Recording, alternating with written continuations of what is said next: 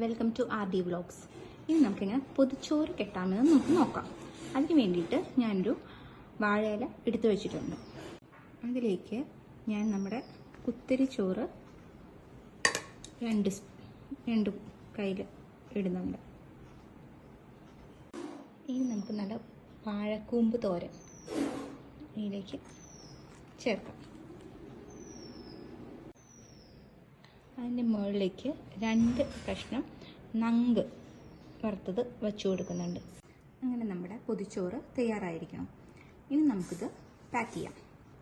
ഇതിന് ഞാൻ വച്ചേക്കുന്നത് നങ്ക് വറുത്തത്, നങ്കിനെ നമ്മൾ മാന്തലെന്നും പറയും, പിന്നെ കൊടപ്പൻ തോരൻ, ചെമ്മീൻ റോസ്റ്റ്, ചെമ്മീൻ അച്ചാറ്.